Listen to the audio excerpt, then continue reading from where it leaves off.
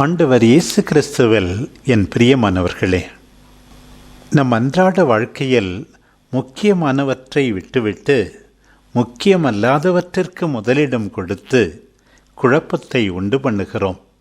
சமய வாழ்விலும் சரி, சமூக வாழ்விலும் சரி, முக்கியமானவற்றிற்கு முதலிடம் கொடுத்தால் நம் வாழ்வு சிறக்கும் என்பதில் சந்தேகமே இல்லை. வெறுப்பை காட்டவும் தவறான நோக்கத்தோடும் ஆண்டவரை கேள்வி கேட்டவர்கள் மத்தியிலே ஆண்டவர் மீது மரியாதையோடு அவரிடமிருந்து கற்றுக்கொள்ள வேண்டும் என்னும் ஆர்வத்தோடு அவரை கேள்வி கேட்ட மறைநூல் அறிஞர் ஒருவரை இன்றைய நற்செய்தி பகுதியிலே சந்திக்கின்றோம். அனைத்திலும் முதன்மையான கட்டளை எது என்று அவர் கேட்டார். ஏனென்றால் ஆண்டவர் கொடுத்த 10 கட்டளையை பரவலாக்கி ஏறக்குறைய 613 கட்டளைகளை பின்னாளில் மறைநூல் அறிஞர்கள் உருவாக்கியிருந்தார்கள். இந்த சூழ்நிலையில் முக்கியமானவற்றை தாம் மறந்துவிடக் கூடாது என்பதற்காக, மீட்பு பெற வேண்டும் என்பதற்காக ஆண்டவரை பார்த்து இப்படி ஒரு கேள்வியை கேட்கின்றார். ஆண்டவர் கூறுவதை பாருங்கள். இணைச்சட்ட நூல் 6ஆம் அதிகாரத்தில் 5 முதல் 6 வரையுள்ள வசனங்களில் உள்ளதை மீண்டுமாக நினைவுபடுத்துகிறார். இஸ்ராயேலே கேள், நம் ஆண்டவராகிய கடவுள் ஒருவரை ஆண்டவர்.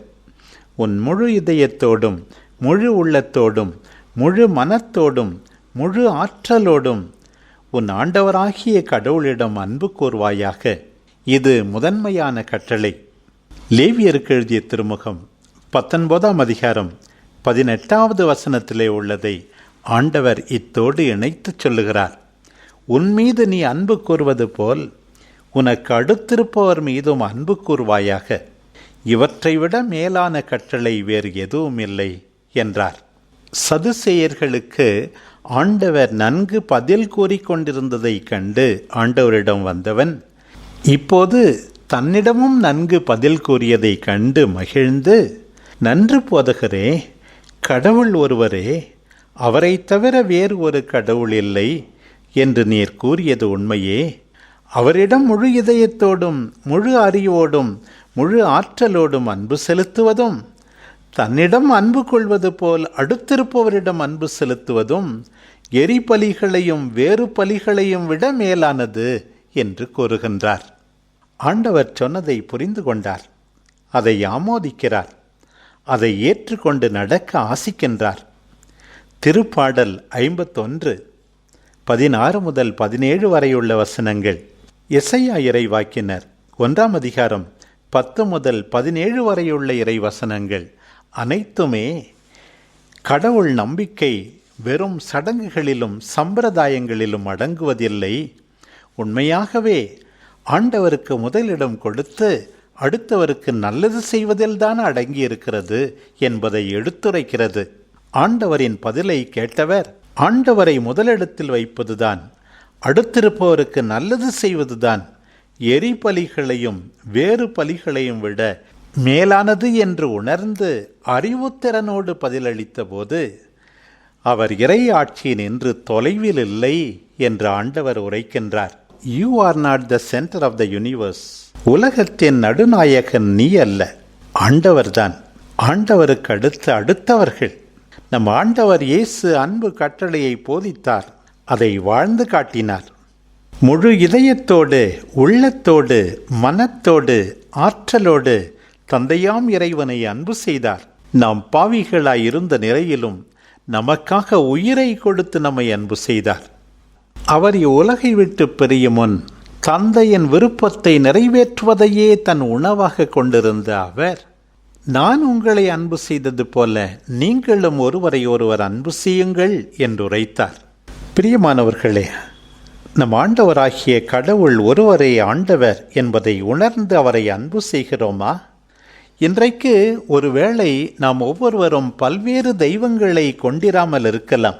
இன்றைக்கு பலர் ஆண்டவருடைய இடத்திலே தங்கள் நாட்டை, தொழிலை, குடும்பத்தை, இனத்தை, கொள்கைகளை முன்வைக்கின்றார்களே. இவையெல்லாம் ஆண்டவருக்கு எதிரானவை தானே? சுயநலத்தினால் அடுத்தவருடைய அழிவிலே தங்களையே வளர்த்து கொள்ள நினைப்பவர்கள் அன்பு கட்டளையை பின்பற்றுகின்றவர்களா? இன்றைக்கு ஆண்டவர் நம் எல்லாருக்கும் விடுக்கின்ற சவால். ஆண்டவர் இன்றைக்கு கொடுக்கின்ற அன்பு கட்டளையை நிறைவாக வாழ்ந்து காட்டியவர் அவர்தான். அவரை நாம் எப்போதும் நினைவில் கொள்ள வேண்டும் என்று வலியுறுத்துகின்றார் பவுலடியார். அவருக்காக தாம் சிறையிடப்பட்டிருந்தாலும் அவருடைய வார்த்தையை ஒருபோதும் சிறைப்படுத்த முடியாது என்கிறார். தான் ஏற்றுக்கொள்கின்ற துன்பம், அவர் மீது நம்பிக்கை கொள்கின்றவர்கள் அத்தனை பேரும் அனுபவிக்கின்ற துன்பம், மற்றவர்கள் மீது அக்கறையை எண்பிப்பதற்காக, அவர்களுடைய மீட்புக்காக என்கின்றார். இவ்வாறு அன்பு செய்யும் போது நாம் ஒருபோதும் ஏமாந்து போக மாட்டோம். அவரோடு அவருக்காக அன்பிற்காக நாம் துன்புற்றால் மரித்தால் அவரோடு நாம் வாழ்வோம். அவர் ஒருபோதும் நம்மை ஏமாற்ற மாட்டார். அவர் நம்பத் தகுந்தவர். நீ கடவுள் முன் ஏற்புடையோனாக நிற்க முழு முயற்சி செய் என்கின்றார். கடவுள் முன் நாம் எப்போது ஏற்புடையோராக நிற்க முடியும்?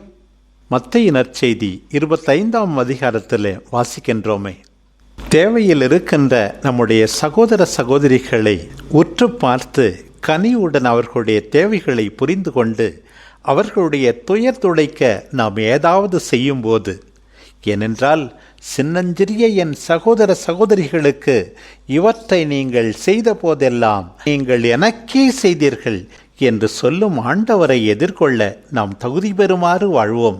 பிரியமானவர்களே, நம் ஆண்டவராகிய கடவுள் ஒருவரே ஆண்டவர் என்று ஒவ்வொரு நாளும் அறிக்கையிடுவோம்.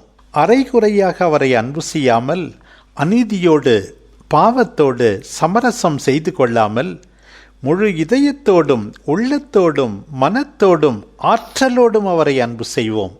அன்பு என்றால் செயலில் வெளிப்படுகின்ற அக்கறை என்பதை உணர்ந்து நம் சகோதர சகோதரிகளை இறுதி வரை முழுமையாக நம் ஆண்டவர் இயேசு அன்பு செய்ததைப் போல அன்பு செய்து ஆண்டவரை எதிர்கொள்ள அவர் முன் தகுதியான நிலையில் நிற்க தயாராவோம். ஆமேன்.